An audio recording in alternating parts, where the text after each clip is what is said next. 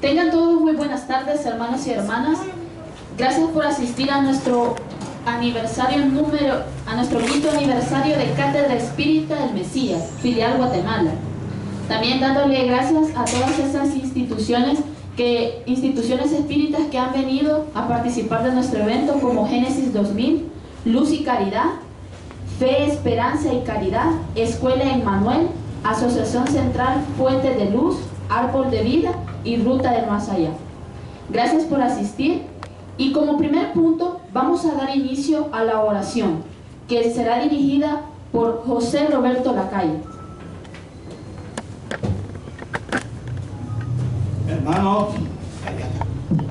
Hermanos, tengan muy buenas tardes, hermanos y hermanas, en esta tarde maravillosa que estamos reunidos celebrando el quinto aniversario de la Cátedra del Mesías.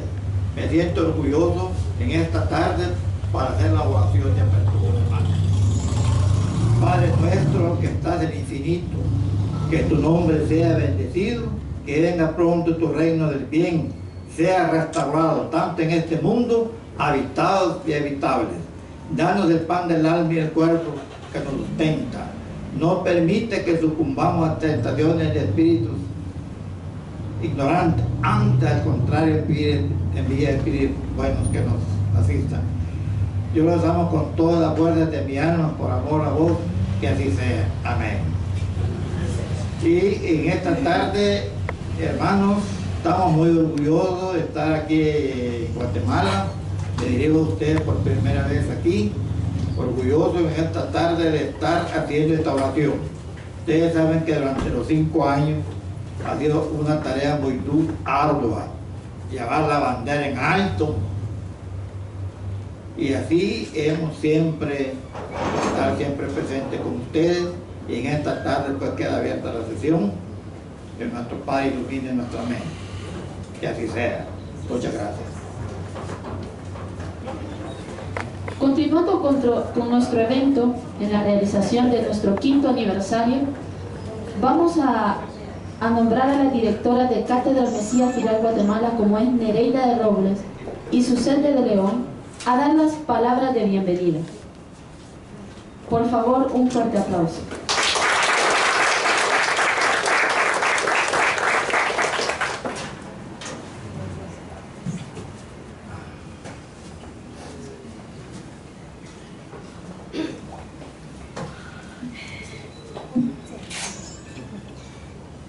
Queridos hermanos,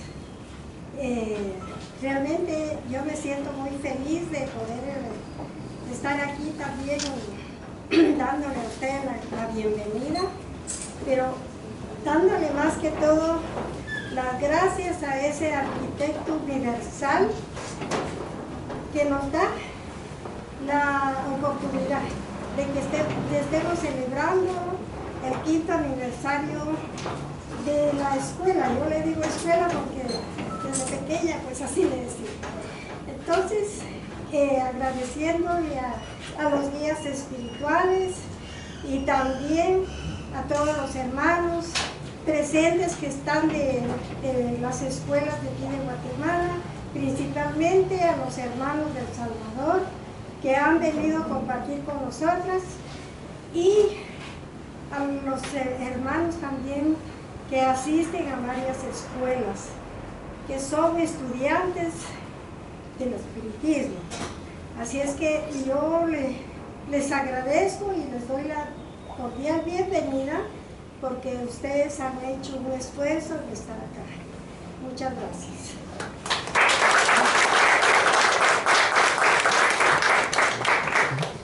Muy buenas tardes tengan todos. Yo estoy sumamente agradecida con mi Padre Celestial también.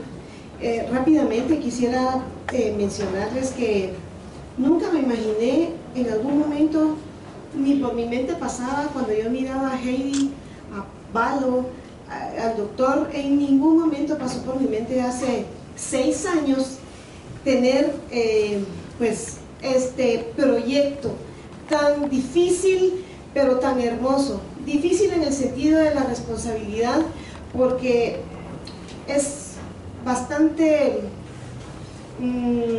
minucioso aquella conducta que debe de ser orientada, y créanme que la transformación es para uno mismo, ni siquiera para poder decir yo hago, digo y tantas cosas, sino que lo tengo que hacer. Es una responsabilidad muy grande que me ha llevado a tener que hacer cambios, y me está costando, y me ha costado realmente hacer esos cambios, tanto en mi vida como en muchas otras situaciones. Al conocer a Walter aquel día en Coatepeque, pues jamás me imaginé yo llegar a ahondar sobre estos conocimientos, ¿verdad?, en el espiritismo. Hoy le doy gracias también a nuestros hermanos salvadoreños, al profesor José Ángel Velázquez, que también todos los hermanos pusieron un voto de confianza aquí en Guatemala para poder aperturar esta escuela, a la cual vamos poco a poco. Mis hermanos aquí presentes que vienen también de Árbol de Vida, de otras escuelas, también de aquí con Jorge Guzmán también, perdón. Sabemos lo difícil y lo complicado que es tomar en cuenta una trayectoria como esta, básicamente por el conocimiento que en muchas ocasiones es bastante repelido por otras personas, ¿verdad? Pero estoy muy contenta, muy satisfecha, estoy sumamente agradecida y muy segura. No podría regresar al pasado en cuanto al conocimiento, porque esto me abrió la luz de mi mente, y sé perfectamente que esto también va a ser a otros hermanos que van a seguir llegando a nuestras escuelas. Gracias por permitirse el espacio, por estar acá. Gracias porque el día de hoy, pues, en lugar de quizás estar en casa haciendo otra actividad, alguna otra situación con la familia, están con nosotros, y de verdad a todos los hermanos que nos están acompañando acá en esta actividad, muy agradecidos. También al doctor Gilberto por aceptar nuestra invitación, y a su bella esposa que siempre nos acompaña, a nuestra querida hermana licenciada Norma Elizabeth, que también tiene un tema especial del cual ustedes se van a dar cuenta que los dos temas van a estar perfectos en el día de hoy. Así que muchísimas gracias, buenas tardes.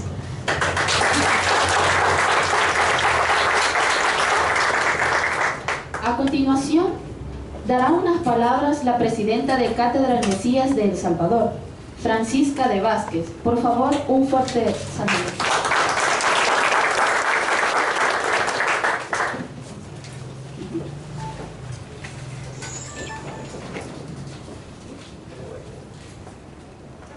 Doctor Gilberto Vecinos y su distinguida esposa. Escuela de Génesis 2000 de Valito, con mucho cariño. Escuela Árbol de Vida, Escuela Ruta del Más Allá, Escuela Fuente de Luz, Escuela Emanuel, Escuela Allan Kardec, Cátedra del Mesías, filial Guatemala, y Cátedra del Mesías de El Salvador. Tengan ustedes muy buenas tardes.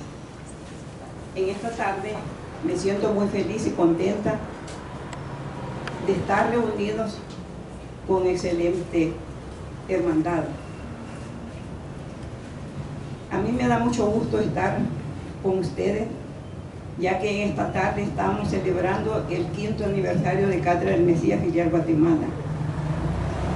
Pues sabemos que esta tarde es una tarde feliz para todos nosotros, deseando que todos ustedes estén en confianza, porque para nosotros es un día especial. Gracias porque ustedes están reunidos, como dijo mi antecesor, que han tomado su tiempo para estar aquí en esta tarde, deseándoles que sean bienvenidos, y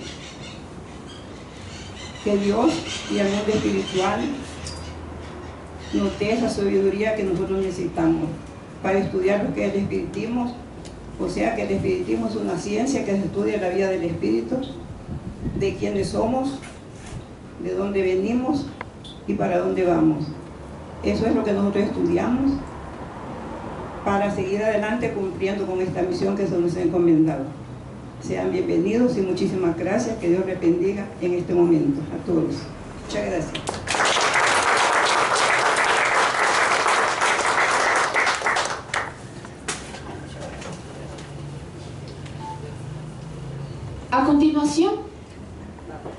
Dentro del espiritismo en la Cátedra del Mesías hay una reseña histórica que contar, que va a ser dirigida por el profesor José Ángel Velázquez, y quiero que lo reciban con un fuerte aplauso.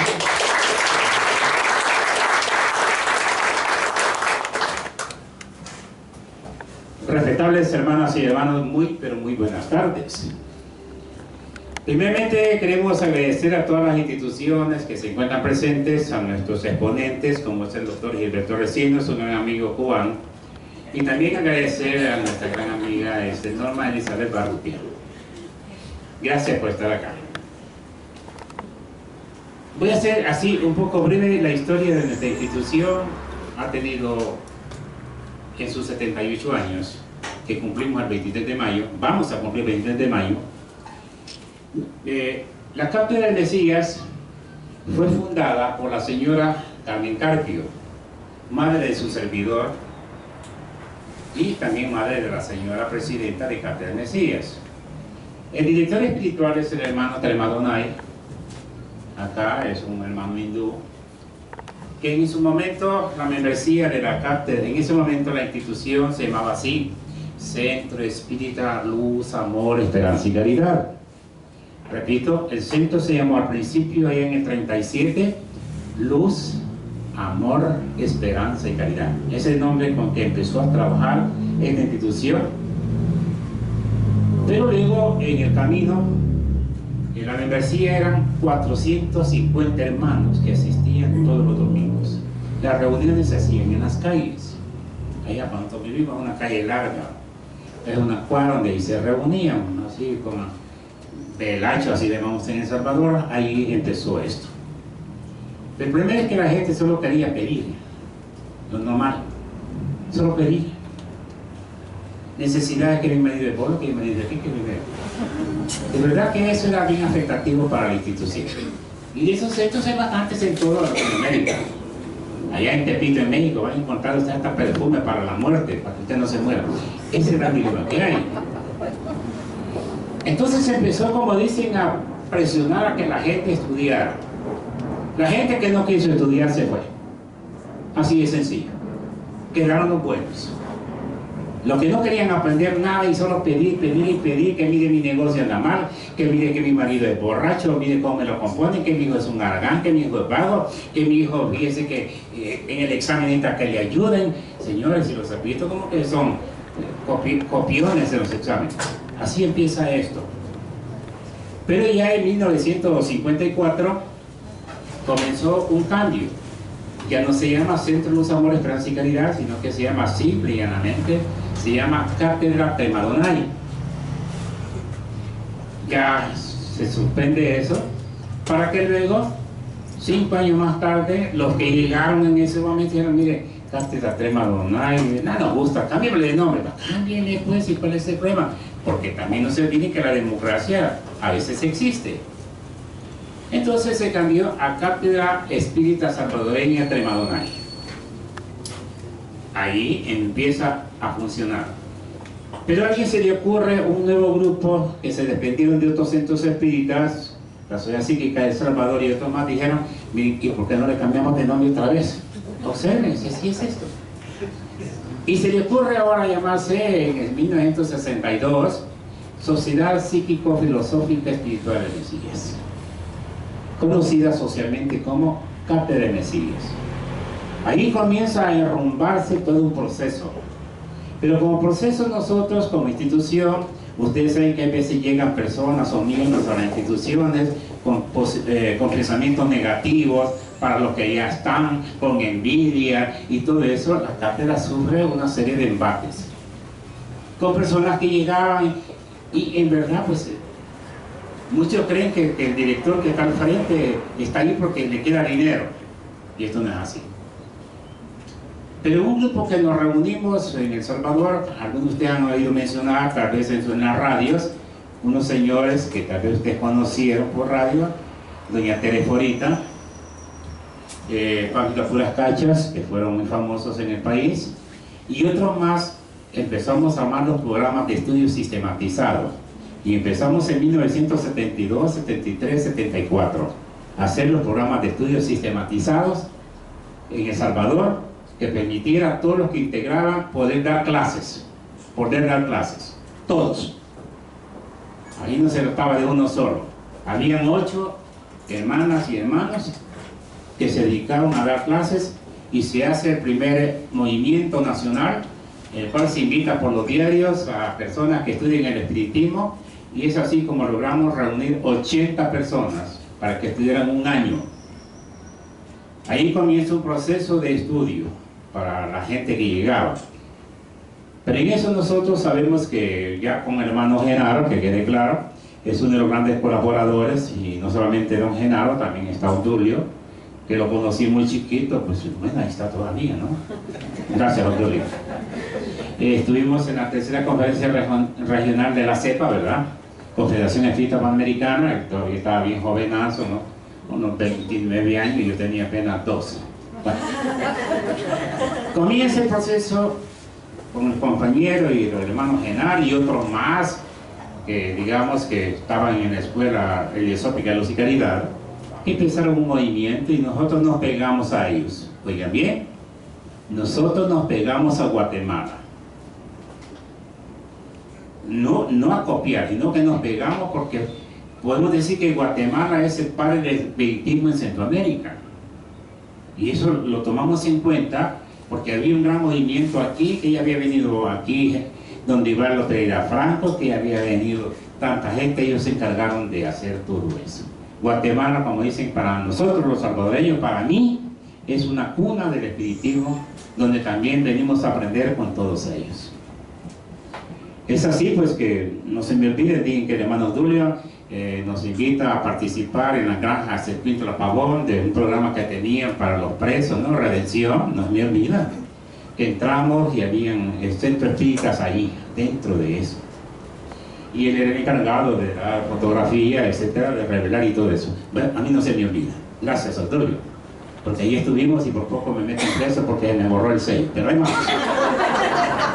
Seguimos adelante, que la Cátedra Espírita comienza su programa con 80 personas. Lo hicimos, esos programas lo empezamos en el año de 1976. Seguimos en el 77, en el 78, en el 79. En el 79 suspendimos porque comienza la guerra en nuestro país y el cuartel queda cerca de la cátedra, más o menos a 50 metros, y los bombazos caían todos los días. Se suspenden las situaciones, digamos, de actividades, porque el cuartel ahí tenía ahí sus gente ahí que cuidaba, vigilaba, y el que viene a hacer, denme sus papeles, y entonces comienza un problema para todos nosotros. Pero luego enseguida la escuela se vuelve a superar y volvemos nosotros a creer que tenemos que imitar a otros grandes personeros del espiritismo en Centroamérica y en el mundo, y es así como el hermano Genaro llega a El Salvador con un grupo allá en el año 1999 y nos invita a que participemos en el tercer Congreso Mundial organizado acá en Guatemala, 2001, en el Hotel Camino Real, pero por culpa de unos hermanos que hicieron manifestaciones que éramos brujos y que los brujos venían ya no en escoba y no que en avión, se suspende en ese lugar. Creo que se le recordar. Y se traslada el Congreso ya no ahí, sino en el Hotel Marriott. Ahí es donde empezamos a entender y conocer nosotros todo este aspecto del espiritismo, cómo se moviliza, y empezamos a conocer más hermanas y hermanos. Ahí es donde el hermano Cecilio, no se nos olvida, llegaba ahí al campus, ahí donde está la Villa Olímpica, y él en su combi que tenía nos llevaba pan, nos llevaba todos los días, y en la mañana comíamos porque él nos llevaba. Gracias, hermano Cecilio. Usted nos dio de comer durante 5 días. Gracias, Cecilio. Y a su distinguida esposa, doña Berta. No, ¿usted cree que se nos olvida todo esto? No.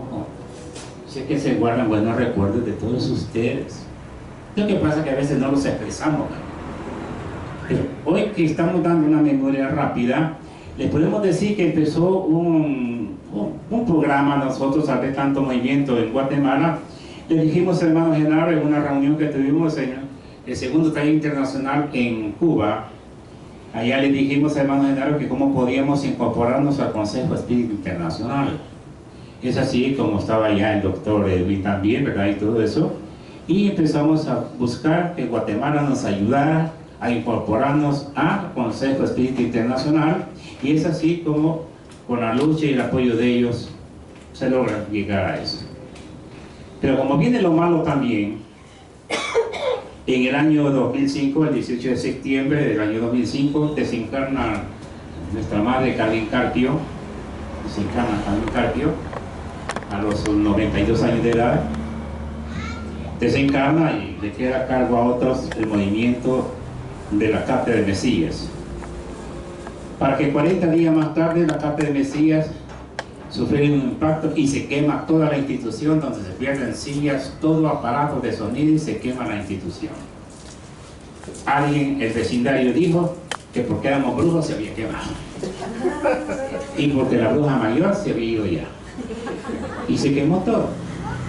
Sin embargo, recibimos el auxilio en ese momento rápido de la Cruz Roja de Guatemala, donde llega el doctor M. Aquí estamos, vamos a ver qué podemos servir. Varios hermanos llegaron y dijeron, aquí estamos.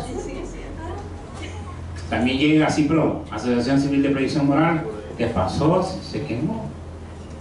¿Y qué van a hacer? Nada. ¿Llorar? No, porque vamos a llorar.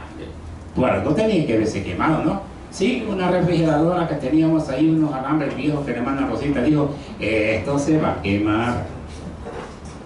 Esos alambres se van a fundir.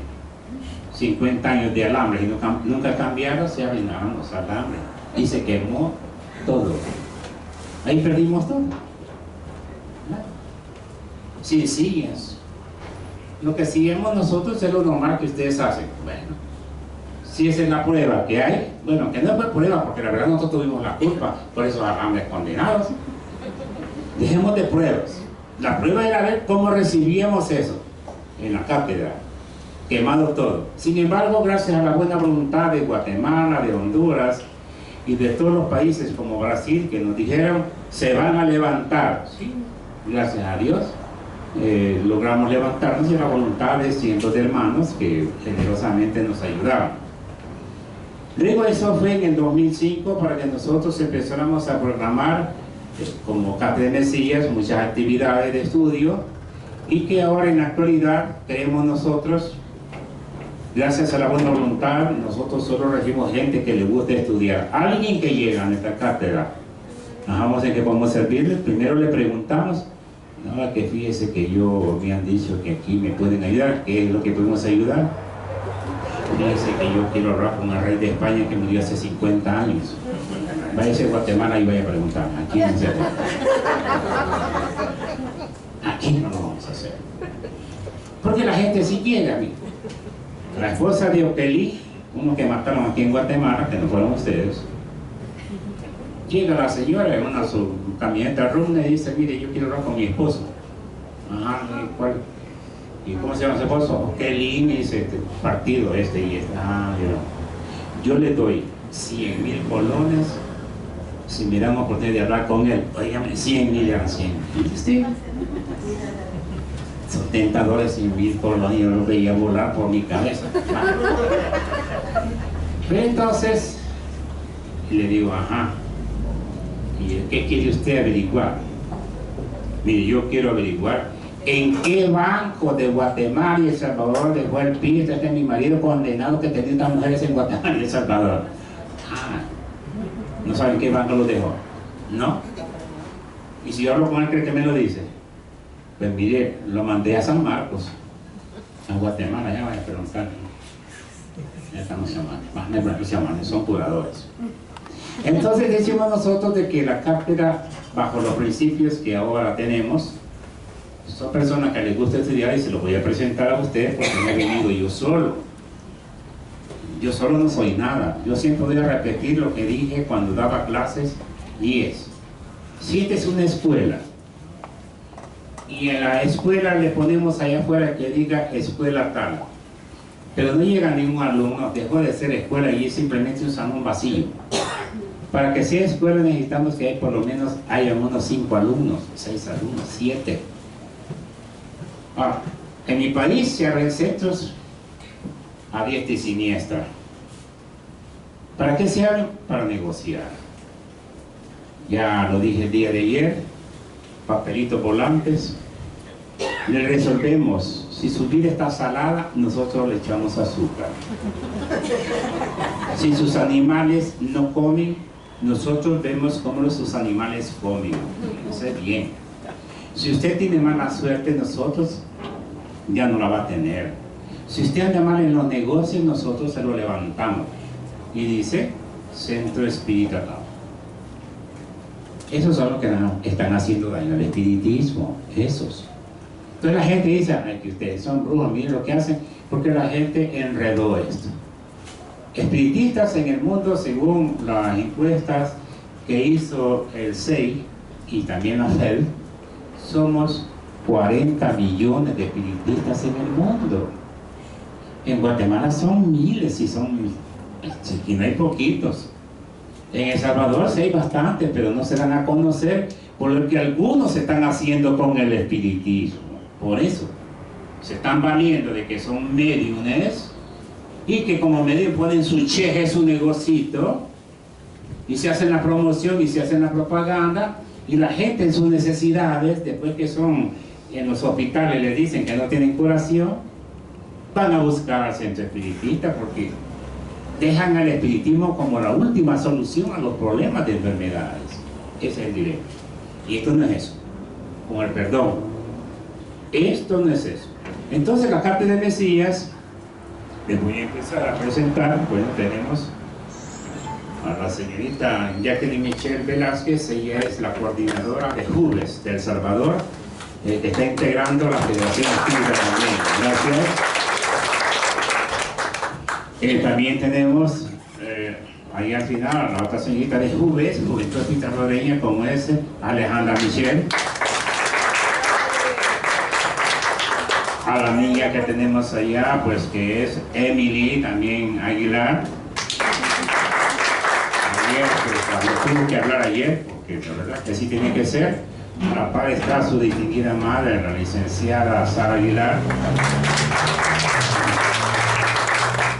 Al que está tomando la foto, menos el de negro, sino que el otro señor, es el compañero Omar Iván Martínez. Es norteamericano, ahora aguacatero de El Salvador. Tenemos también al licenciado allá, al señor que acompaña con nosotros, como es el Wilfredo Galvez. Noemi Flores. A doña Dorita Campos. A nuestro visitador médico Jorge Zacapa. A doña Rosita Campos, la secretaria de Cátedra de Mesías. A doña Francisca de Vázquez, que es la presidenta en la actualidad. Y su servidor, que soy el director de estudios. La presidenta es yo soy el director de estudios. Entonces, en nuestro programa lo volvimos a corregir y aumentar en el año 2008 con la hermana Rosita, el hermano Roberto Lacayo. ¿Dónde está? ¿Nos va a presentar?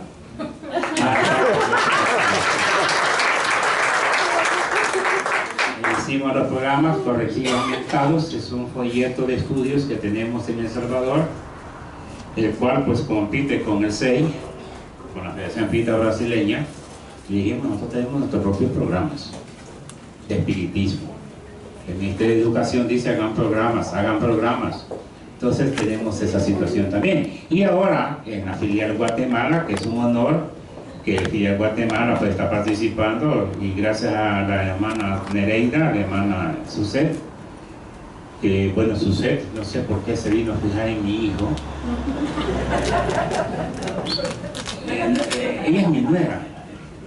No era la que yo quería, pero ni modo. Y entonces, sin embargo, sabemos que ellas, y ahora con la distinguida y honorable licenciada acá, que están ayudando a esta cátedra, y otras más que no han venido porque están enfermas. Ah, no, entonces no está enferma, ¿verdad? Gracias a Dios. Entonces con ellos hemos logrado compactar una línea. Y para hacer esto, se tardó 2 años en contestar esta idea. 2 años. ella pues tuvo la paciencia de que estuviéramos viendo toda una situación. Pues nosotros hacemos primeramente la observación.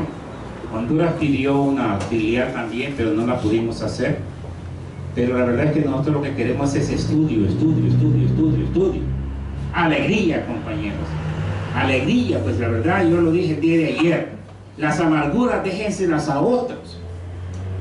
Alguien me decía a mí, los mocos, cuando tengan gripe, déjenselos a los elefantes. Usted cúrese. Déjenle los mocos a ese animal. Nosotros curémonos, no temas, ay, que estoy mal, no puedo ir, ay, que mire cómo. Levante su ánimo.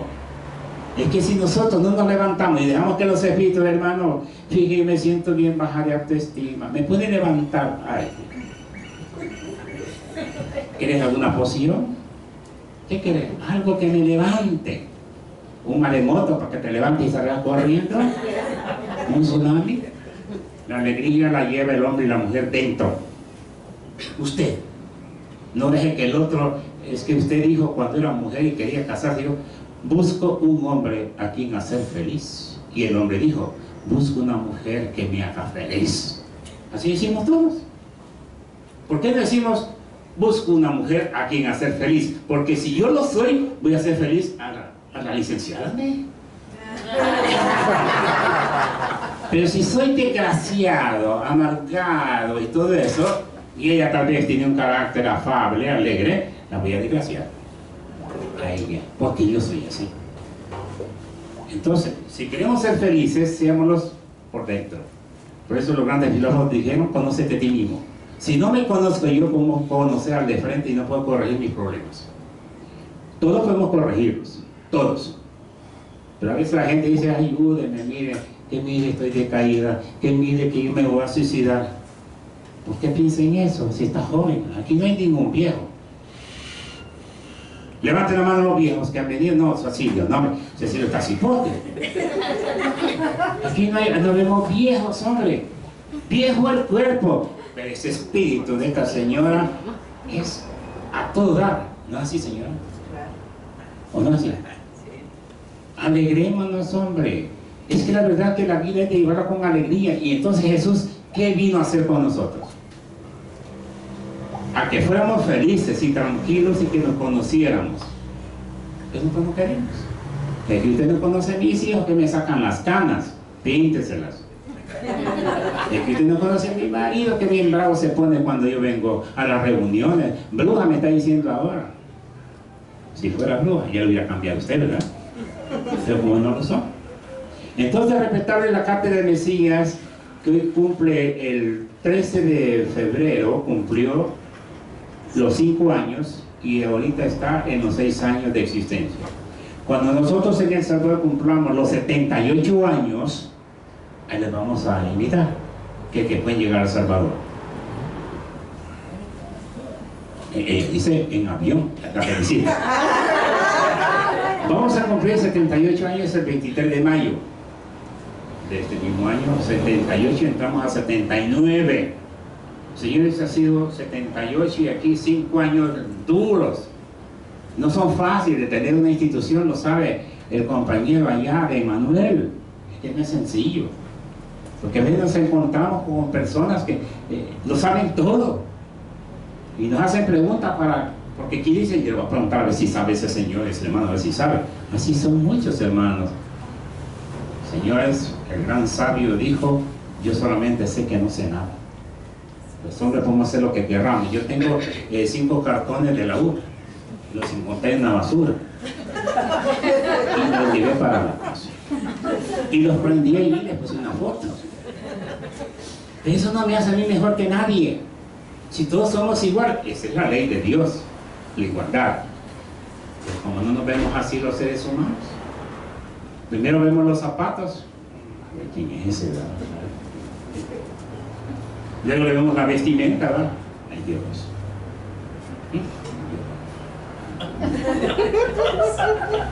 Somos así. ¿Qué problema?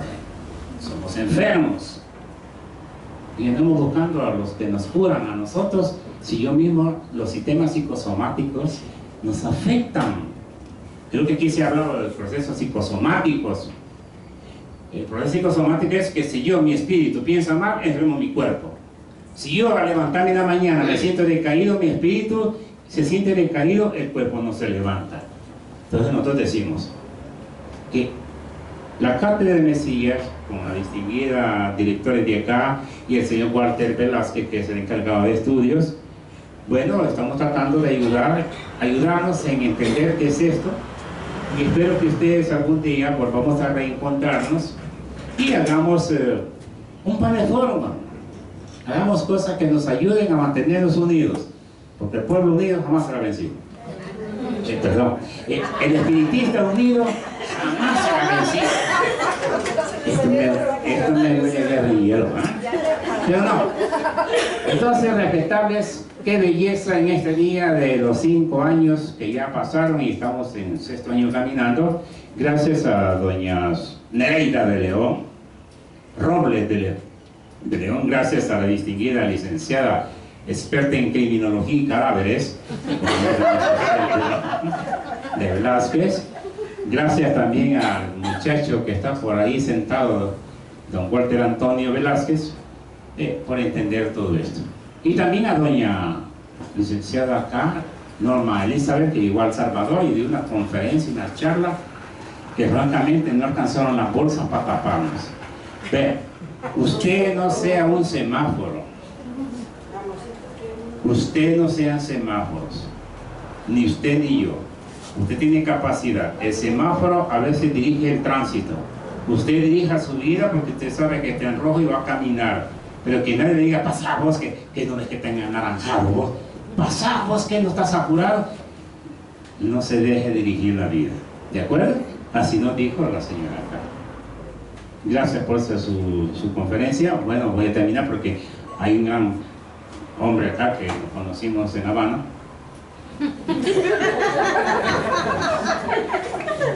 Estuvimos en La Habana con él, pues, y bueno, pero dicen que silencio en la noche porque todo está en calma, la noche duerme porque caso contrario la ley de la reintegración va a ponerse muy peligrosa. Hermanas y hermanos, un gran honor, gracias a todos ustedes que están acá en la tarde.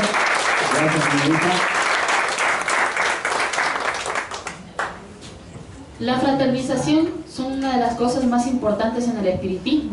Poder tener relación con otras instituciones y sobre todo el análisis del conocimiento espiritual son una de las cosas más importantes dentro del estudio científico del espiritismo. Como cuarto punto tenemos un tema bien importante: quiénes somos, de dónde venimos y hacia dónde vamos, que va a ser dirigido por el doctor Gilberto Recinos. Por favor, un fuerte aplauso.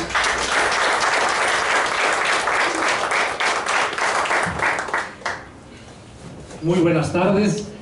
Hay datos en lo que empezamos y preparamos todo que es interesante e importante. El espiritismo es uno. No importa la escuela en la que estemos, todos tenemos claro que la doctrina espiritista es una. Todos tenemos que llevarla de acuerdo a la codificación cartesiana.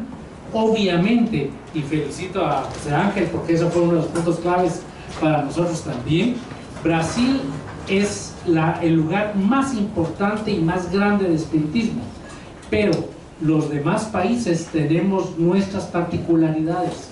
Nosotros no podemos jamás tomar de otros países a pie juntillas o al pie de la letra cómo han sido realizados los programas. Tenemos idiosincrasias, tenemos características propias, entonces nosotros vamos a poder hacer algunos tipos de modificaciones en forma, no en fondo. Esa es la diferencia. Y por supuesto que qué bueno que estemos aquí todos reunidos por lo mismo. Sí, es como los amigos, que cada uno vive en una casa diferente, pero la reunión de amigos lo hacemos en un salón donde vamos a estar todos juntos y disfrutando de ese momento. El día de hoy vamos a platicar de algo que sin saberlo era el lema de la escuela. Y qué bonito, porque yo comparto la opinión de José Ángel. Nadie nos puede decir qué hacer, solo nosotros. Para eso tenemos que comprender los puntos claves para que podamos tomar las mejores decisiones. Esto es muy importante y hace una diferencia enorme respecto a algunas religiones tradicionales. Primero, las religiones tradicionales son de miedo. Si usted comete un error, porque a mí la palabra pecado no me agrada, porque la siento muy pesada, muy así como que no puede regresar. Si usted comete un error o un pecado, como dicen las religiones tradicionales, las religiones de miedo le van a decir, pecado mortal, te vas al infierno, y eternamente. Entonces uno vive en función de temor, en función de no hacer las cosas por miedo a poder tener inconvenientes serios que incluso eternamente lo puedan llevar a uno a sufrimientos, incluso el famosísimo infierno, que sabemos claramente, y esto lo dijo Juan Pablo II, infierno es un estado de conciencia, ya no son estados físicos. Igual el paraíso es un estado de conciencia, no es un estado físico. Yo puedo estar haciendo lo correcto y sentirme muy bien, y a mi lado alguien que cometió un error, queriéndolo o no, pero sobre todo queriéndolo y sabiendo que no hizo lo correcto. Él está en su infierno y yo estoy en mi paraíso, por ese estado de conciencia. Eso es lo que la doctrina espírita nos enseña. Entonces vamos a comprender primero, y aquí voy a hacer un comentario adicional, la doctrina espiritista no señala a nadie. La doctrina espiritista simplemente expone. Quien tenga oídos que escuche, ¿sí? Todos son llamados, y como bien dijo José Ángel, las escuelas espíritas están abiertas. Quien llegue y encuentre que esto es lo que necesita, va a sentirse a gusto y va a disfrutarlo. ¿Por qué? Porque va a significar crecimiento individual. Posteriormente, después de ese crecimiento, vamos a tener, no me gusta usar la palabra obligación, porque la siento también como aquello que a puro tubo hay que hacerlo. No, tiene uno la necesidad de poder darle lo que uno ya recibió a alguien más. Entonces estamos empezando a cambiar ya algunos conceptos o palabras que la doctrina espiritista nos debe hacer vivir y que nos enseña. La pregunta eterna, ¿de dónde venimos? ¿Por qué estamos aquí? ¿Por qué lo que nos sucede? ¿Hacia dónde vamos? Estas son preguntas clásicas que todo ser humano se hace. Pero ¿cuáles son las explicaciones que hasta el día de hoy se nos han dado? ¿De dónde venimos? Muy bien, que papá y mamá en el momento que somos concebidos tenemos un alma que es única y que solo nos va a pertenecer a nosotros, y que independiente de las situaciones o circunstancias en las que vengamos, esa alma va a tener la responsabilidad de todos sus actos. ¿Sí? ¿Qué significa? Imaginemos, ¿quién va a ser el que dice de una manera arbitraria, tú vas a vivir en sábanas de seda todo el tiempo, nunca vas a tener ninguna preocupación económica? Tú vas a ser un retrasado mental desde que nazcas, tú vas a ser un mongoloide, ¿sí? Tú vas a ser alguien que trabaje y te esfuerces para ser mejor cada día, o tú vas a ser alguien moralmente enorme, Madre Teresa de Calcuta. ¿Dónde? ¿Por qué esas diferencias? ¿Será que son antojadizas? Lo que nos dicen las religiones tradicionales es que lo es, porque en el momento que nacemos, esa alma, ese espíritu es nuestro. Pero entonces, ¿quién decide el momento en que nacemos? ¿Quién lo decide? ¿Dios? La lógica dice que sí. Pero si Dios es el que lo decide y al azar va a poner, usted va a vivir en sábanas de sedas, usted va a ser un genio, usted va a trabajar pero siempre va a fracasar, usted va a ser un retrasado mental, usted va a ser una niña que va a vivir en Ixcán y a los 8 años va a ver cómo violan y asesinan a su madre antes de violarla y asesinarla a usted. Si Dios hace eso, ese azar significa imperfección, y entonces Dios no puede ser Dios, porque Dios es perfecto. Aquí es donde tenemos el primer argumento para nosotros decir que realmente ese punto que nos enseñan no es verdad. ¿Por qué? Porque rige con la lógica y la razón, ¿sí? Hasta hoy nos han enseñado que hay cosas que no podemos protestar ni siquiera cuestionar. Dogmas, misterios. Es algo que es una verdad absoluta. Y que si yo les digo que esto es verde, ustedes me dirán, pues no es verde. Les digo que es verde. Y acepten que es verde. ¿Sí? Eso es lo que nosotros no podemos aceptar. Luego, ¿por qué estamos aquí? ¿Por qué sufrimos? Si somos una obra de Dios, Dios deseaba y necesitaba que sus hijos, usemos esa expresión, o su creación, viniera y sufriera. ¿Se complace en el sufrimiento humano? ¿Por qué lo hace? ¿Por qué tanta destrucción y muerte? ¿Sí? Luego, ¿hacia dónde vamos? ¿Cuál es nuestro fin? Según algunas religiones, el cielo y el infierno. Cuando vieron que eran extremos tan difíciles de sostener, pusieron una tercera opción, que es el purgatorio. Aquellos que van a tener opción de llegar al paraíso después de algún tipo de proceso donde mejoren su estado espiritual. Ahora, ¿qué sucede?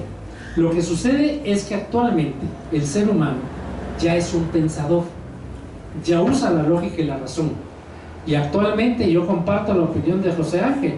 No somos revolucionarios, no somos guerrilleros, pero sí somos revolucionarios del pensamiento, porque nosotros tenemos claro que tenemos que definir nuestros conceptos, al estar convencidos de ellos, defenderlos, porque tenemos la razón, y la razón es a través de la lógica.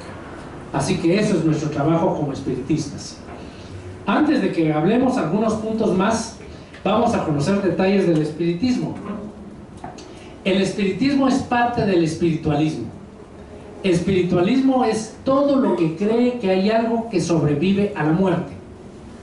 Desde los prehistóricos, los cavernícolas, católicos, evangélicos, protestantes, como quieran llamarles, religiones hindús, orientales, y por supuesto el espiritista. El espiritista tiene la certeza de que algo sobrevive a la muerte. Entonces nosotros somos parte de este grupo espiritualista. Ahora bien, ¿qué es la doctrina espírita o espiritismo? Que son sinónimos. No importa cómo le digan. Yo no soy muy amigo de la forma. A mí me gusta más el fondo. Si yo puedo decir, mire, esto es suave, o puedo decir, esto es blando. Estoy diciendo prácticamente lo mismo, ¿sí? Entonces, para mí, el que sea doctrina espírita o espiritismo es lo mismo. Pero, ¿qué significa? Y subrayo esta expresión. Es el estudio de la relación entre el mundo material y el mundo espiritual. Y aquí viene una cosa muy importante. ¿Por qué nosotros le decimos escuela a nuestros lugares de trabajo y de estudio? Porque es una escuela donde uno va a estudiar. La iglesia tiene mitos y tiene ceremonias y todo lo que ustedes quieran. Eso no es una escuela espírita. La escuela espírita es la que, como bien dijo José Ángel, llega y estudia y se cuestiona. Eso es clave en el ser humano, el preguntarse el porqué de las cosas. Si Dios nos dio inteligencia, es para usarla, es para llegar cada vez más lejos y encontrar y resolver las dudas que cada vez van a ser más complejas. Pero aquí viene algo muy importante: sin perder el respeto a Dios. Nosotros tenemos, y a veces lo uso con mis pacientes cuando los veo muy deprimidos, como diría José Ángel, y le digo, mire, ¿qué pensaría si yo le digo que no creo en Dios? Doctor, ¿usted no cree en Dios? No, le digo, yo tengo certeza absoluta en la existencia de Dios. Y si usted la tiene igual, tiene que comprender que estas son pruebas necesarias para que su familia lo apoye, su núcleo familiar esté más unido, y que usted aprenda a través de estas pruebas a tener la fortaleza necesaria para salir adelante. Entonces, la doctrina espiritista me ha ayudado mucho en mi profesión. Sin decirle a un paciente, mire, yo soy espiritista, no lo necesito, sino los conceptos claros que yo tengo y me ha enseñado la doctrina espírita son los importantes. Y entonces, ¿quiénes somos los espiritistas o espíritas? Adeptos, estudiantes del espiritismo, ¿sí? Y todo esto, ¿a qué lo debemos? Allan Kardec, León Hipólito de Pizarro y Bahía. ¿Por qué? Yo preguntaría, y lo de maestro lo traigo en el alma porque nunca estudié para ello, ¿desde qué momento hay comunicación espiritual? ¿Creen ustedes? No.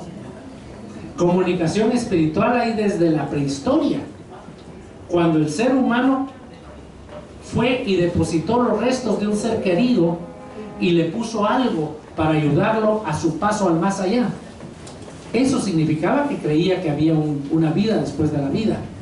Luego, cuando intentaba comunicarse con ese ser, nuestros ancestros mayas llaman ancianos a esos seres espirituales que ya no están en la materia, ¿sí? Por ejemplo, en la antigua Grecia había oráculos donde llegaban y pedían opinión. No, si usted quiere, si no lo tiramos. No me tira, no está bien. Es que no se mira. Ah, bueno, entonces quitemos el podio. No, mira, no hay problema, estamos bien. Ahora, como les decía, ¿qué hacían los griegos en esos oráculos? Iban y preguntaban cuál iba a ser la suerte en la próxima guerra. Y si el oráculo les decía que les iba a ir mal, no la hacían. Si el oráculo les decía que sí les iba bien, la hacían. Esos oráculos, ¿qué eran? No eran más que lugares donde había medios que decían lo que iba a suceder. Entonces, la comunicación del mundo espiritual con el mundo material ha existido desde los albores o desde los primeros puntos de la historia humana. Pero ¿qué vino a hacer Allan Kardec? Muy simple, yo siempre lo digo así. Yo no alboroto mucho ni hablo muy sofisticado. Lo que vino a hacer fue a ordenar. Mire, usted aprende por su cuenta cómo escribir, sí. Usted también, pero tiene un método diferente. Usted también. Hagamos una cosa, unifiquemos todos el método que vamos a usar y usamos el mismo. Así de sencillo. Eso fue lo que hizo Allan Kardec. Y no es tan sencillo, porque fue algo maravilloso que el mundo espiritual lo tenía muy bien planificado. Tanto así que tenía preparado, si Kardec no lograba realizar esta tarea, un grupo que el grupo venía a realizarla. León Denis, Camilo Flammarion, entre otros, por ejemplo. Pero Kardec lo logró. Entonces, ¿qué nos decía Kardec? Porque él fue el que le puso a algo nuevo, hay que ponerle un nombre nuevo. Y desde Kardec viene el espíritu. ¿Cómo lo definió Kardec al espíritu? Ese ser inmaterial e individual que reside en nosotros y sobrevive al cuerpo. Una manera muy simple de saber lo que es el espíritu. También definió lo que era el alma, el espíritu encarnado. Muchas veces nosotros nos hacemos bolas, diría yo, entre decir, bueno, es espíritu, es alma lo que tenemos dentro de nosotros. No importa cómo le digamos. Lo importante es que tengamos claro el concepto. Esto es pura teoría, la cual debemos nosotros comprender, por supuesto, pero nada más. ¿Cómo inició el espiritismo? Esto inició no con Allan Kardec. Esto inició con las hermanas Fox en Nueva York, donde ellas estaban en una casa donde oían ruidos y se empezaron a comunicar por medio de toques. Y así lograron una comunicación, obviamente con la persona que había sido asesinada y que estaba enterrada en esa casa, pero esta era una manera sumamente rudimentaria de poder comunicarse. Entonces, ¿qué hicieron? Empezaron a ver algo diferente, y es mesas giratorias. Y aquí era donde a Kardec, en París, en el siglo de la luz y en la ciudad luz, llega y lo invitan para ir a ver mesas giratorias, que era una forma de diversión social. Pero Kardec, un poquito más allá, dijo, bueno, esto le hacían una pregunta a una mesa y la mesa contestaba. Entonces Kardec dijo simplemente, hay una causa inteligente la que está provocando esto. Y ahí fue donde él empezó el trabajo de la doctrina espiritista. Luego adaptar lápiz a cestita para hacer más fácil la comunicación. Y hay algo interesante, los que hemos leído el libro Los Espíritus tenemos muy claro lo que Kardec dijo para evitar, y eso es algo magistral, fraudes, porque no se confió en un solo medium, sino tomó e interrogó a varios mediums diferentes, incluso en lugares diferentes. Les enviaba la pregunta, Y yo sorpresa, la respuesta era la misma en todos lados. Así que eso no podía ser otra cosa más que la comunicación de estos entes que no miramos, que no vemos, perdón, que no sabemos dónde están, pero que existen. Cuando alguien me dice, ¿por qué pienso yo en los espíritus si yo no veo, no toco, no incorporo ni nada? ¿Por qué soy espiritista? Uno, es lógica y racional. Es una doctrina lógica y racional. ¿Y por qué pienso que los espíritus existen? Les digo, miren, ¿usted cree que el aire existe o no existe? Sí. La ve, la toca el aire. No, pero cuando se siente o cuando usted infla una pelota, si es sencillo, ahí lo que choque es aire, tiene un peso. Entonces el aire existe aunque no lo veamos. Entonces los espíritus, la lógica dice que también deben existir. Algo que también debemos tener como concepto básico es que es el alma vital.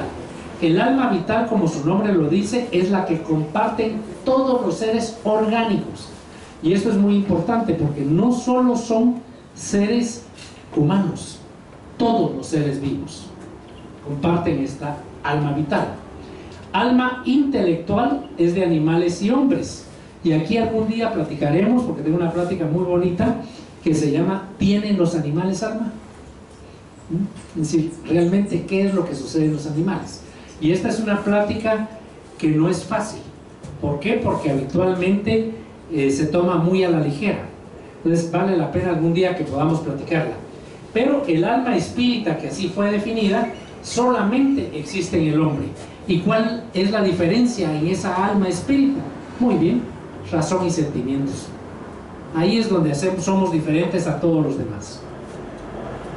Puntos importantes que también debemos considerar. Dios es eterno, inmutable, inmaterial, único, todopoderoso, soberanamente justo y bueno. Dios es perfección absoluta. El mundo espiritual debemos verlo como lo normal, lo primitivo, lo eterno, preexistente y sobrevivencia a todo. El mundo material corporal es secundario. Alguna vez comentábamos que la Tierra, este insignificante grano de arena en el universo, en la playa del universo, por decirle insignificante, puede no existir, pero el mundo espiritual sigue existiendo. ¿Sí? Entonces eso, el primer punto de enseñanza que se tiene es vanidad y ego. ¿Por qué voy a tener yo el ego y la vanidad de creerme que soy el centro del universo y la creación maestra de Dios? Vanidad y ego. ¿Sí? Entonces eso también debemos tenerlo en cuenta. Y esto los espíritus que revisten temporalmente la envoltura material. ¿Por qué? Porque estamos tan primitivos en la evolución que aún necesitamos el dolor de la materia para aprender. Porque el dolor moral no logra hacernos cambiar, pero el dolor físico sí lo va a lograr. El día que ya no necesitemos estar en la materia y tengamos ya el aspecto moral muy desarrollado, estaremos en otros mundos. ¿El hombre de qué se compone? ¿De un cuerpo o ser material? Lo que tocamos, nuestro tacuche, que va a deteriorarse obviamente, se va a encanecer y lo que quieran, pero también está formado por alma o ser inmaterial. Y aquí viene el tercer punto: ¿cómo funciona o cómo se enchufa el alma con el cuerpo? A través del perispíritu, que es ese lazo de unión entre la materia, entre lo material y lo inmaterial. ¿Cómo explico yo de una manera muy simple el perispíritu? Cuando ustedes tienen un cable de 3 terminales, de espiga de 3 terminales, y el tomacorrientes de 2, ¿qué hacen? Un adaptador, y les funciona. Entonces igual, el espíritu y la materia no podrían reunirse simultáneamente sin un adaptador, y ese adaptador es el perispíritu, que es sumamente útil para toda la evolución del ser humano. Hay diferentes clases de espíritus, y ahí les voy a comentar en un momentito por qué pongo esto. Espíritus de primer orden, espíritus superiores.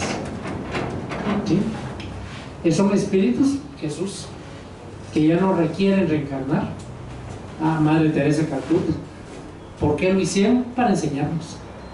Ellos ya lo toman como misión, no como obligatoriedad de reencarnación. ¿Por qué? Por el gran amor que tienen a la humanidad, para decirle, miren, este es el camino. Y por ejemplo, yo discrepo de lo que dicen muchas veces, que dicen Jesús es quien cree en mí está salvado, ¿sí? No, yo no lo veo así. Jesús vino a enseñarnos el camino, no Jesús es vida, no. Jesús es vida, por supuesto, pero creer en Él no nos debe dar la posibilidad de estar en una fase diferente. Él nos viene a enseñar cuál es el camino para llegar a la evolución espiritual. Eso es lo que Él vino a enseñarnos. Otras clases de espíritus inferiores, también hay traviesos o ligeros, que son los bromistas. Ahora, ¿por qué pongo acá esto y aunque sea una separación muy pequeña, pero que obviamente es diferente? Porque todo esto va a depender del progreso individual. Entonces, cada uno de nosotros va a poder llegar a ser espíritu superior. ¿Cómo y en qué forma y cuánto le va a costar? Depende de sus decisiones. Si yo comprendo que el camino para estar mejor es hacer las cosas correctamente, maravilloso, ¿sí? Quien no lo comprende tendrá que aceptar regresar cuantas veces lo necesite hasta que lo logre comprender. Y aquí viene un punto muy importante, como decía José Ángel. El peor error es engañarme yo mismo. Yo pienso que no se puede hacer, pero les aseguro que alguien lo hace. No, si yo estoy actuando bien, y aunque vea que le trabeja ni al otro y pobrecito se fue de cabeza, ¿verdad? Yo no hice nada mal. O como dice Arjona en una de sus canciones, aquella señora que estaba todo el día en la iglesia, pero le pinchó 40 balones, ¿no? Si lo importante no es estar en un lugar de oración o meditación, lo importante es accionar. Esa es la diferencia del espiritista, que el espiritista debe tener acción. Luego, ¿por cómo podemos nosotros evolucionar? Volvemos al punto de qué es lo que ha sucedido hasta el día de hoy. Nos han dicho que una sola existencia. Y alguien que falleció, ustedes han oído, los niños, una bala perdida, que a veces le digo a mi esposa, mira, esas balas no son perdidas, son encontradas, porque ya encontraron al cristiano. Entonces, y fallece a los 7, 8 años. ¿Qué pudo haber hecho ese niño, de méritos o no, para que esa existencia le valga eternamente? No es lógico.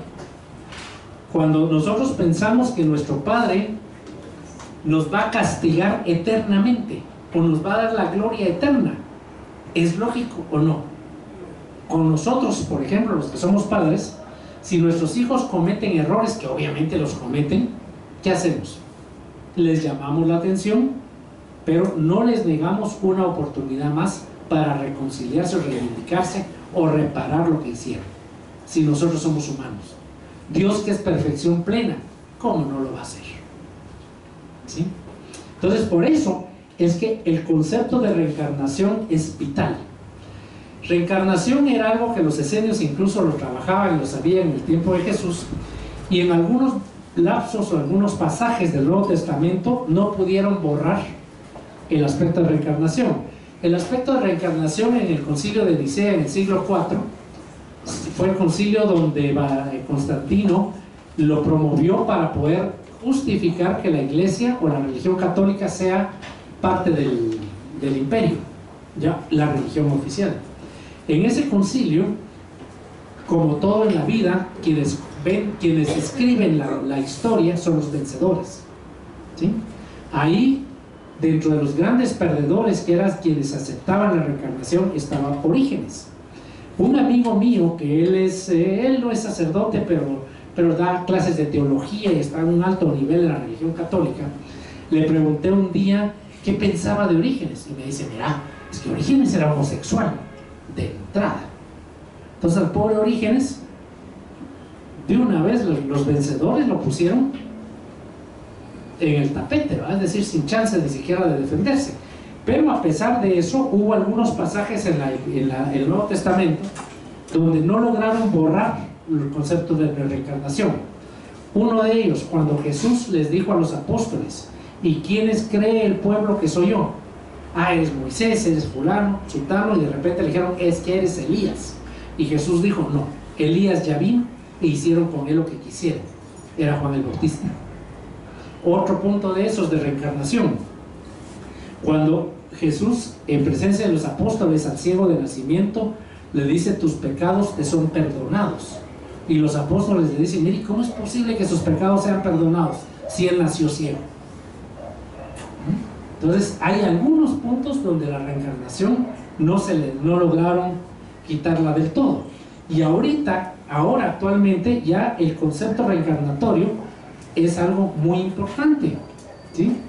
Algo muy importante. Les voy a contar algo personal. Mi hija actualmente con su novio va muy bien. Y lo que me gustó hoy que hablé con ella, me dice: mira, papá, es que fíjate que con X persona que es mi novio, nos sentimos tan bien, y él me pregunta si yo creo en la reencarnación. Y yo le dije que sí, tú también lo creías. ¿Y por qué? Le dije: mija, es que él me dice que se siente tan bien como que no era la primera vez que nos encontrábamos. Entonces, cada vez más, aunque no sean aspectos de estudio ni cosa por el estilo, conceptos como estos existen. La gente ya empieza a explicarse las cosas de una manera lógica y racional. Esa es la diferencia. Entonces, ¿qué pasa con la reencarnación?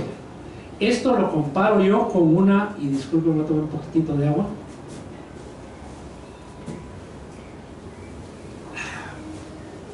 Esto lo comparo yo con lo que sucede a diario. Hay gente tan nefasta, por ejemplo, ¿quién podría decirles? Donaldo Álvarez. Nunca se supo dónde está, va a morir entre comillas en paz. Nunca va a tener ningún tipo de relación con la justicia humana. Pero ¿qué va a pasar? 2. Religiones tradicionales. Vengo yo y me voy a confesar el domingo de todos los pecados que cometí en la semana. Me son perdonados.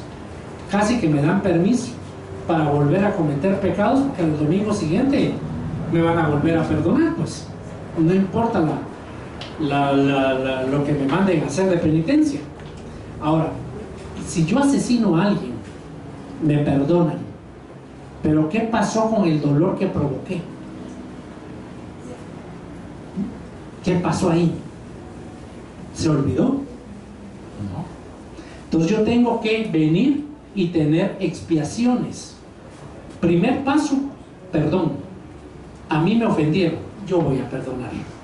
Y a ese alguien que me ofendió le voy a aceptar que trabaje para poder reparar el daño que hizo. Después de eso, la reconciliación. Y por supuesto, molesto tanto a José Ángel que le digo: mira, hoy sos mi obsesor, mañana vas a ser mi amigo y pasado mi protector. Porque eso realmente es lo que sucede. Yo pongo un ejemplo de la siguiente manera. Si ustedes tienen una tabla y le ponen 10 clavos, se arrepienten de lo que hicieron y quitan los clavos, pero los orificios los tienen que reparar, para eso vuelva a quedar igual. Y por eso vemos tanto, por ejemplo, tanto cáncer actualmente, ¿sí? Gente que ha hecho mucho daño en anteriores ocasiones y que ahora, oh sorpresa, viene con cánceres muy difíciles. O también vemos a aquella señora que la abandona el marido con 5 hijos. Yo no sé si ella fue un hombre en alguna reencarnación anterior y dejó a 5 mujeres o con hijos, o dejó a las mujeres con hijos. Es decir, nada en el universo se pierde. Ahora bien, eso no es tan fatalista, porque la doctrina espírita nos enseña que también hay reparación a través de buenas obras. ¿Eso qué quiere decir? No necesariamente con la misma persona, pero yo voy y le hago el bien a todos. Entonces esto es como en el banco. Yo pedí un préstamo de 10,000 quetzales, tengo que pagar 1,000 mensuales más intereses, pero al 6º mes llego y digo: mire, aquí tengo toda la plata. Le perdono los intereses, ¿sí? Mi deuda disminuyó. ¿Por qué? Porque mis acciones lo permitieron. Entonces eso nos da mucha esperanza, mucha confianza y sobre todo mucho consuelo. No porque tengamos que hacer las cosas malas, por Dios, jamás. No, sino sabiendo que mientras más bien hagamos, mejor nos va a ir. Ese es el enfoque que uno debe tenerlo. La misión, platicábamos ya de qué se trata, y siempre en especie humana la reencarnación. Hay una pregunta que es frecuente y es que si reencarnamos en animales. No, Lo que sucede es que los espíritus de seres muy nefastos están tan animalizados que cuando uno los ve, parecen animales, pero son seres humanos y van a reencarnar solo en la especie humana. En Oriente incluso los hindús tienen un templo específico para ratas, porque consideran que son reencarnaciones de los seres humanos, pero eso al menos nosotros no lo compartimos, lo respetamos, porque eso es vital en el espiritista, respetar todas las creencias y todos los pensamientos del ser humano. Eso nos obliga y nos permite pedir respeto hacia nosotros. Y luego viene algo que es muy importante para esta evolución, y es que podemos ser atraídos por espíritus por simpatía. ¿Qué pasa cuando nosotros venimos en un grupo espírita como este? ¿Quién se siente extraño? Nadie. Yo me siento en mi casa, ¿sí? ¿Por qué? Porque somos afines. Entonces trabajamos juntos, tenemos el mismo objetivo, el mismo final, que es la perfección o la casi perfección. Tenemos ese objetivo, pero una cosa importante, vibramos en la misma sintonía, y eso nos permite tener esa afinidad entre nosotros mismos. Mensaje importante: la familia es el núcleo donde Dios y Jesús nos permiten reencarnar para aprender a amar, aprender a tolerar, aprender también a sacrificarnos, y algún día lo vamos a hacer por todos los seres humanos, por la familia humana.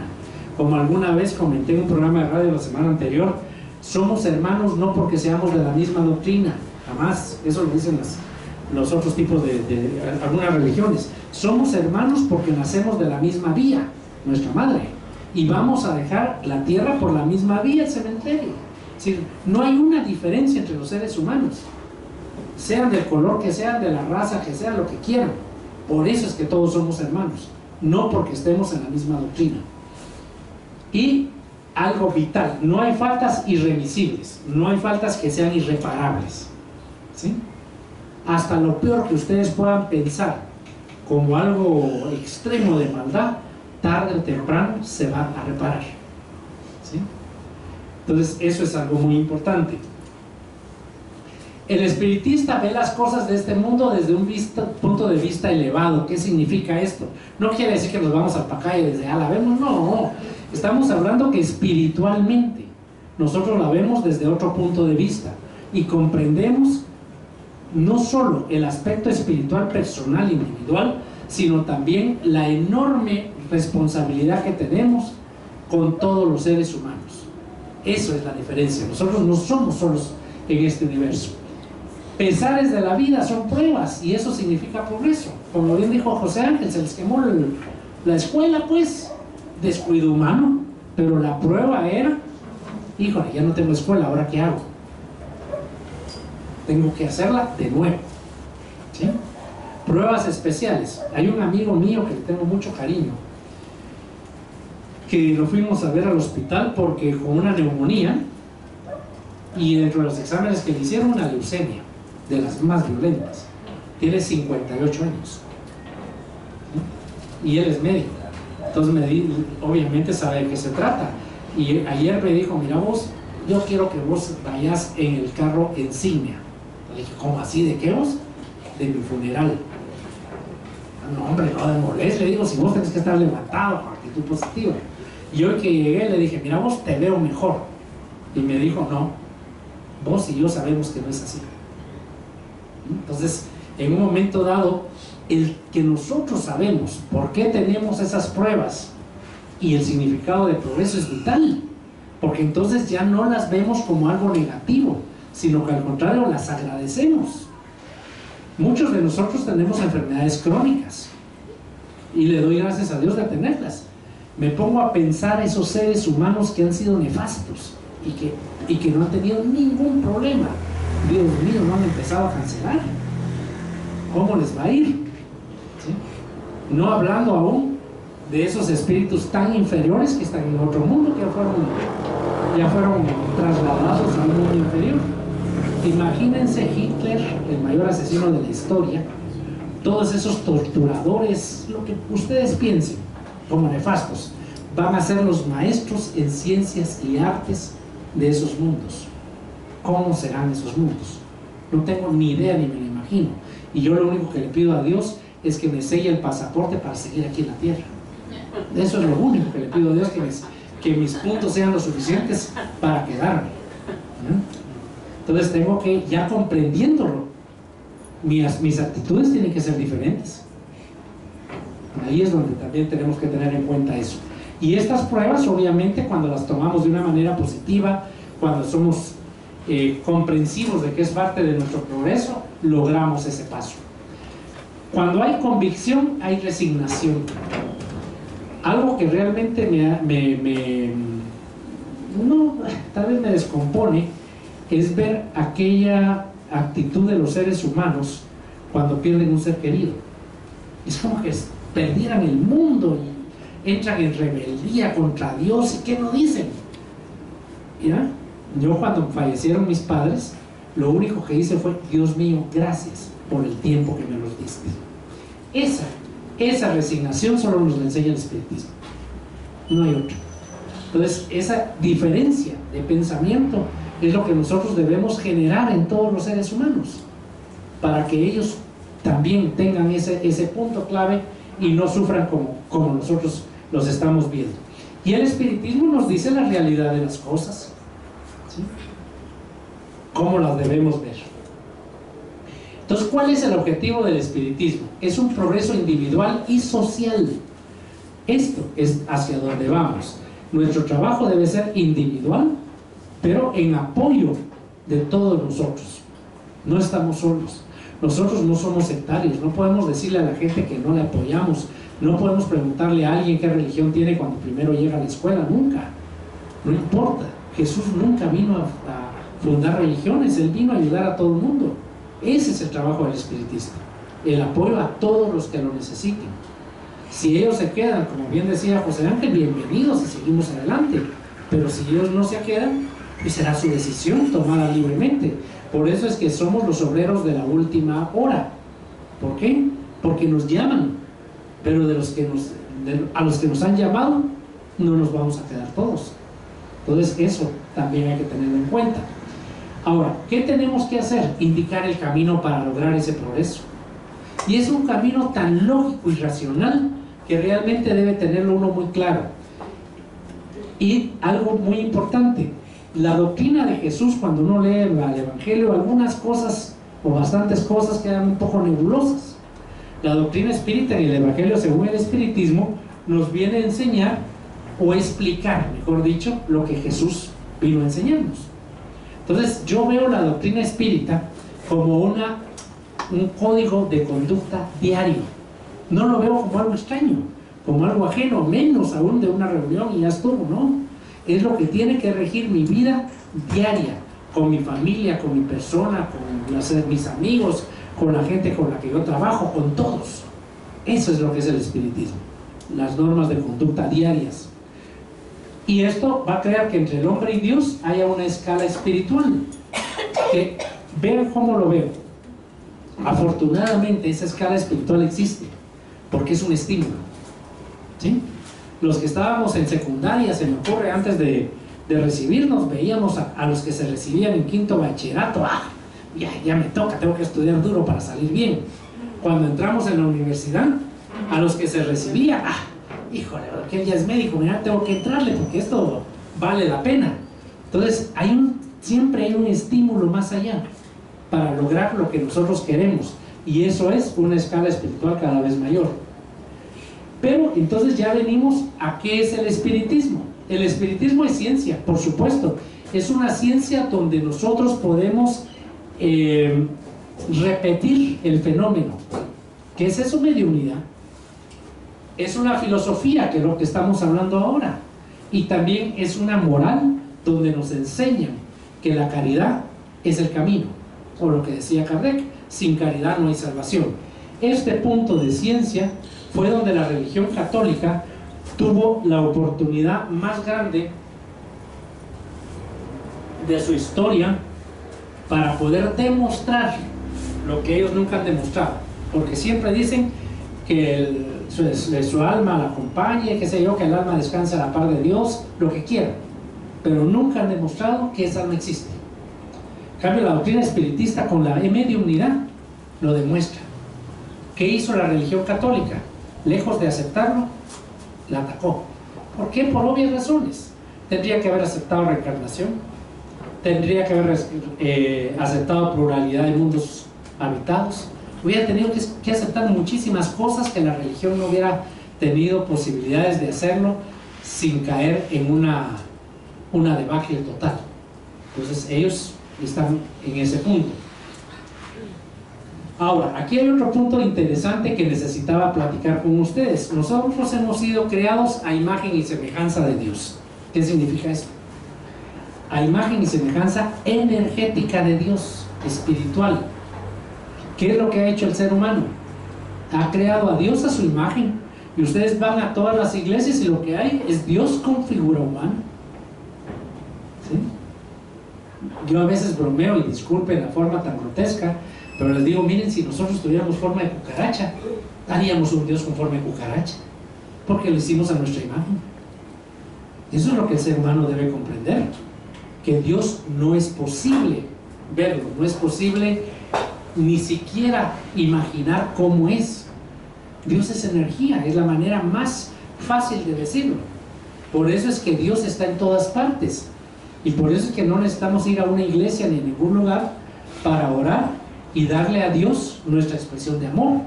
Lo podemos hacer en cualquier parte. Yo en lo personal, cada vez que atiendo a un paciente, que lo ayudo y que siento que hubo consuelo conmigo, esa es una oración para mí, dirigida a Dios. Porque Jesús lo que venía a hacer realmente era venir a ayudar a los seres humanos. Entonces eso es donde nuestra mentalidad como espiritistas debe cambiar. Hemos sido creados simples e ignorantes. Aquí pongo yo siempre un ejemplo muy claro. Uno, el diamante. El diamante en bruto como sale en las minas. ¿Sí? ¿Qué pasa? Que al final del proceso el mejor joyero ha hecho una joya inmensa, preciosa. Ese es el camino nuestro, pero el joyero vamos a ser nosotros mismos quienes vamos a llevar esa joya al punto de la perfección, con nuestro esfuerzo. ¿Sí? ¿Y cómo va a ser? Vamos a aprender y vamos a crear ese ser espiritual que hay dentro de nosotros. Vamos a manejar, a transformarlo. Y esto es vital para el tema de hoy. Progreso por méritos individuales. Ahí no hay para dónde.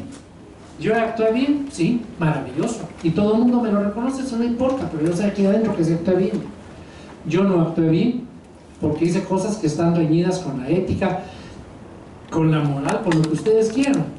Yo sé que es mi modo, aunque nadie me lo diga, aunque yo trate de ocultarlo, puntitos en contra. ¿Pero por qué? Por mi propia decisión. Entonces aquí es donde el espiritista debe tener claro qué es lo que debe hacer. El progreso, empezamos en ese germen de mejoramiento, pero hay que tener comprensión y práctica de la ley. Yo les digo algo y a raíz de algunos amigos, pues son amigos, pues es decir, eso no quita que no sean amigos, que son brasileños, que tienen tendencia a modificar las obras de Kardec.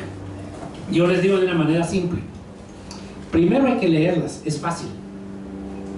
Segundo, hay que comprenderlas, ya no es tan fácil. Tercero, hay que practicarlas. Eso ya está.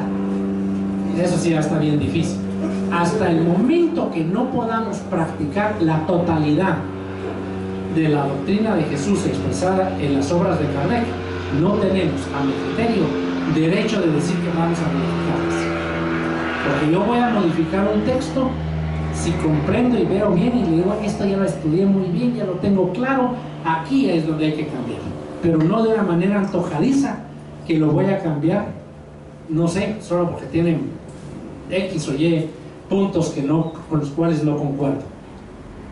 Progreso intelectual y progreso moral. Aquí es donde hay un desfase actualmente en la Tierra y ese desfase va a terminar no sé en cuánto tiempo, pero el ser humano ha tenido un progreso intelectual más acelerado que el progreso moral. ¿Sí? Bomba atómica. La energía atómica es altamente útil para mejorar al ser humano en aspectos de salud. Radioterapia, por ejemplo, qué sé yo. Pero ¿para qué fue usado originalmente? Hiroshima y Nagasaki, bombas atómicas. El intelecto sirvió para destrucción. Entonces el aspecto moral no estaba al mismo nivel. Entonces nosotros vamos a tener que llegar a tener un equilibrio intelecto-moral. Eso va a ser el siguiente paso en esta tierra. Y por supuesto debemos tener claro que hay influencia espiritual. Que decía José Ángel, ay, hoy no voy. No, que está lloviendo y me voy a mojar a la escuela. No, que hay mucho sol y va a estar con calor. No, no importa. Lo que nosotros debemos tener es clara nuestro concepto, nuestra convicción de qué es lo que necesitamos. Siempre va a haber esa influencia espiritual que nos va a dar, que nos va a tratar de evitar que nosotros cumplamos. ¿Qué hacemos como sugerencia para el estudio de la doctrina espírita? 1. Abstracción de la ciencia tradicional. Yo le digo siempre a alguien, mire, hágame un favor, esto es algo nuevo. Todo lo que usted ha aprendido, estamos hablando de estos aspectos religiosos, etc. Todo lo que usted ha aprendido, sáquelo de su mente y déjelo en blanco para aceptar esta nueva información. Luego, convencerse que es nuevo estudio. No tener, a través de lo que les comentaba, ideas preconcebidas para usar la lógica y la razón. Y entonces aquí viene la gran diferencia. Yo no tengo obligación de quedarme con la doctrina espírita. Si para mí es lógica y racional, ahí estoy bien. Pero si no lo es, lo leí, no me convenció, sigo otro camino. Es su decisión. Ese es el respeto que la doctrina espírita tiene hacia todos. La acción de la voluntad es libre e inteligente. Yo hago lo que yo quiero, ahí no hay para dónde. Obviamente asumo la responsabilidad de mis actos, pero hay algo muy importante. Yo tengo que tener un efecto inteligente y mi causa fue inteligente. Yo usé la razón y asumo la responsabilidad de mis actos. Las comunicaciones espirituales están en la naturaleza y son sobrenaturales. Eso es algo que también se ha pensado. Yo lo que pienso es que las manifestaciones espirituales están en todos lados y son totalmente naturales. Que no las veamos, que no las escuchemos, como ustedes quieran decirlo, no quiere decir que no sean parte de la naturaleza. Porque cuando nosotros decimos que algo es sobrenatural, estamos diciéndole que está fuera de la naturaleza. Y nosotros tenemos claro que eso no es así. Así que la doctrina espiritista es una filosofía racional. ¿Y hacia dónde vamos? Insisto, hacia donde queramos. Nosotros decidimos, porque todo en la vida es por merecimientos. A partir del momento en que nos nació la razón y la conciencia, a partir de ese momento nosotros usamos nuestro libre albedrío, tomamos nuestras decisiones, asumimos las consecuencias de esas decisiones. Entonces no tenemos por qué llorarnos después, a pesar de que nos duela. A veces digo que ¿por qué hay tanto pobre en este mundo? Porque hubo tanto rico que no pudo y no supo usar su riqueza. Entonces ahora tuvo su oportunidad, ahora ya no la tuvo, pues ni modo, tendrá que aprender. Y al final de cuentas nace algo vital, libre albedrío, que eso ninguna religión lo tiene, porque media vez nos prohíba pensar o nos indique que tenemos que aceptar a pie juntillas algo, nos están diciendo que no tenemos libre albedrío. Entonces la doctrina espiritista nos enseña que el libre albedrío es una realidad individual de gran responsabilidad. Entonces, como consecuencia, la siembra es voluntaria y la cosecha obligatoria. Nosotros que sembramos rosas, cosechamos rosas, pero no es posible que sembremos espinas y queremos cosechar rosas. Sembramos dolor, tenemos que cosechar dolor. Sembramos amor, tenemos que cosechar amor. La ley es así de sencilla, así de no drástica, sino de justa, diría yo, para cada uno de nosotros. Y todo del proceso evolutivo se divide o se centra, mejor dicho, en la reencarnación. Esa es la forma como nosotros vamos a progresar. Entonces nosotros vamos a ser responsables de nuestros actos de acuerdo a conocimiento e intencionalidad. ¿Qué significa? Han escuchado que en el Nuevo Testamento dice que con la vara que serás medido y con la vara que mediste serás medido más una cuarta más, un trecho más. Ese trecho más es la intencionalidad. Si yo hice daño queriendo hacerlo, soy responsable del daño que hice más como lo quise hacer. Esa es la intencionalidad. Luego, hay que distinguir entre facultades morales e intelectuales, y esto es el nivel evolutivo, lo que les decía. Lo ideal es ese equilibrio al cual llegaremos.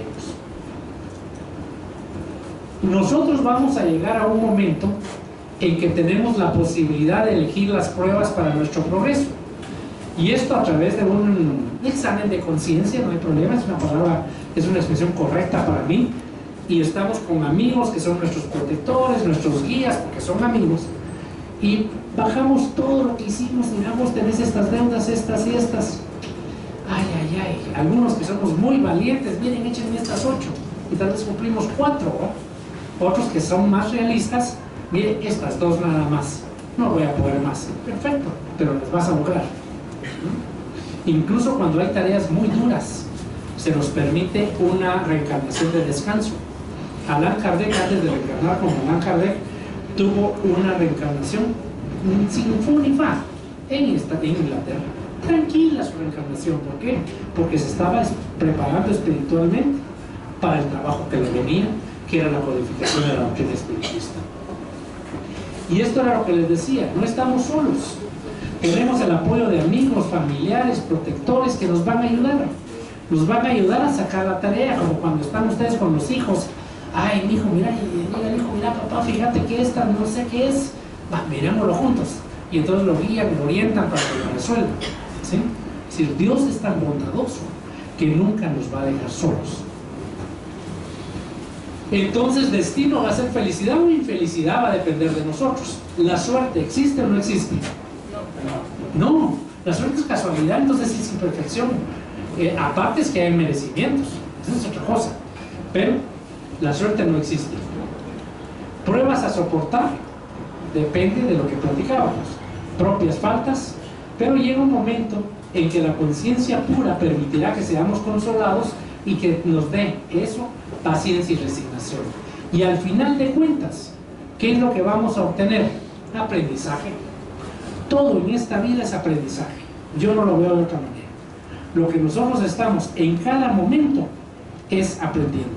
Como en la escuela nos puede parecer el curso más desgraciado y difícil que hay, pero lo logramos pasar. Nos esforzamos mucho, pero lo logramos pasar. ¿Sí? Entonces aprendemos. Entonces, esta escuela de la vida es un aprendizaje continuo.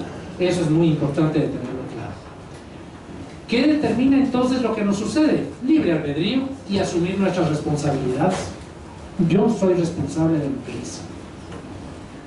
Así que tenemos acontecimientos importantes, nos ayudan en el aspecto moral, esto nos lleva a la purificación y por supuesto a la instrucción. Si nos damos cuenta, es una cadena la que cada uno de nosotros debe seguir para lograr el progreso espiritual. Entonces aquí ya sabemos a dónde vamos. ¿Sí?